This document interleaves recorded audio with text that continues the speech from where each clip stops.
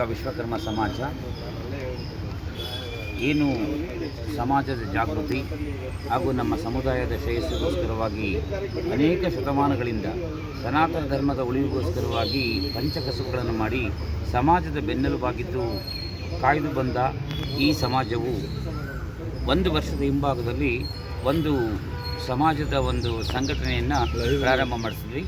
ಈ ಸಂಘಟನೆ ಅಖಿಲ ಕರ್ನಾಟಕ ವಿಶ್ವಕರ್ಮ ಸಮಾಜ ಅಂತಕ್ಕಂಥ ಹೆಸರಿನಿಂದ ಪ್ರಾರಂಭ ಆದದ್ದು ನಮ್ಮ ಸಮುದಾಯದಲ್ಲಿ ಇರತಕ್ಕಂಥ ವಿದ್ಯಾರ್ಥಿಗಳಿಗೆ ಅತಿ ಹೆಚ್ಚಿನ ಪ್ರೋತ್ಸಾಹವನ್ನು ಕೊಟ್ಟು ವಿದ್ಯಾರ್ಥಿಗಳ ಬೆಂಬಲೇತರವಾಗಿ ನಮ್ಮ ಸಮುದಾಯದಲ್ಲಿ ಅತ್ಯುನ್ನತವಾದ ವಿದ್ಯಾರ್ಹತೆಗೆ ಬಲವನ್ನು ಕೊಡಬೇಕು ಅನ್ನೋ ನಿಟ್ಟಿನಲ್ಲಿ 1101 ಜನ ವಿದ್ಯಾರ್ಥಿಗಳಿಗೆ ಪ್ರತಿಭಾ ಪುರಸ್ಕಾರ ಕಾರ್ಯಕ್ರಮವನ್ನು ನಾಳೆ 20/6/2024 ಬೆಳಗ್ಗೆ 11 ಗಂಟೆಯಿಂದ ಸಂಜೆ 4 ಗಂಟೆಯವರೆಗೆ ಅದರ ಅಧ್ಯಕ್ಷತೆಯನ್ನು ಸನ್ಮಾನ್ಯ ಮುಖ್ಯಮಂತ್ರಿಗಳು ವಹಿಸಿಕೊಂಡಿದ್ದಾರೆ.